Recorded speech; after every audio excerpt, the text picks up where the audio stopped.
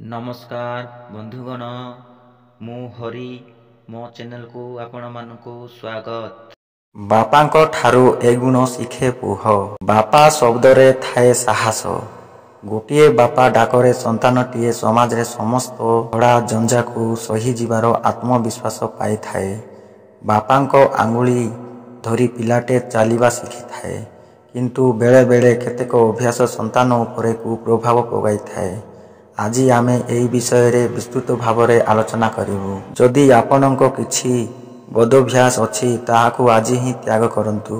जदि आपण कौनसी मादक द्रव्य मद्यपान अभ्यास रे पड़िछंती याकु तुरंत परित्याग करंतु, कारण याकु आपनको पुओ एक साधारण कथा मने करि पारे।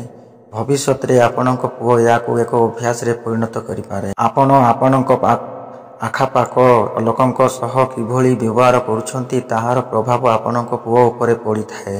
आपण बंधु परिजनक सम्मान एवं स्नेहपूर्ण व्यवहार करुछंती तेबे आपनको ठारू आपनको पुओ शिक्षा लाभ करिथाए। आपनको साहाय्य मनोवृत्ति थिले या आपनको पुओ निकटर भविष्यत रे देखि पारिबे। सम्मान करुणा भाव दयालु भाव आपनको संतान को बलिष्ठ व्यक्तित्व करी गढ़ी तोली थाए।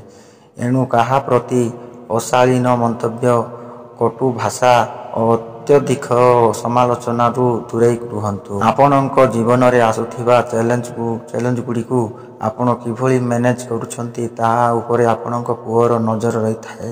एथिरु ही से शिक्षा लाभ करिथाए। एणु शांत मनोभाव रे जदि समस्त चैलेंज को आपण मैनेज करुछंती एहार सुप्रभाव आपनको पुओ उपरे भी पड़ी थाए। एति प्रति ध्यान देवार आवश्यकता रही। पिला माने निज माता पिता को ही आदर्श मानि नियंती। पुओटीए निज बापांको छाई बोली कुआ जाय थाए। तेणु बापांको समस्त आचरणर प्रभाव पुओ उपरे पड़ी थाए। एणु जदि आपणको परिवार सदस्यंक प्रति नम्र व्यवहार करिबा आवश्यक। आक्रोशमूलक व्यवहार आपणको पुओ एवं साधारण व्यवहार मणि नहीं थाए। विशेष करी पिलाटीर माँ प्रति आपणको आचरण स्नेह और नम्र होइथिबा आवश्यक। परिस्थिति अनुଯାयी निजको किभली खाप खुआइबे ताहाकु ने प्रत्येक बापा निज पुओ को शिक्षा देवा आवश्यक। जीवनर कौनसी स्थिति रे विफलता परे आपण किभली निजको संभाळुछंती सेथिरु आपणको पुओ शिक्षा लाभ करिथाए। यह आपणको पुओ को सकारात्मक चिंताधारा आड़कू नहीं जाई थाए। पुओटीए निज बापांको ठारू परिवार संस्कृति और एहार मूल्यबोध शिक्षा लाभ करिथाए। पारिवारिक मूल्य परंपरा को आगकू नहीं थाए। परिवार और परिवार सदस्यंक प्रति समर्पण भाव इत्यादि पुओटीए बापांको ठारू शिक्षा लाभ करिथाए।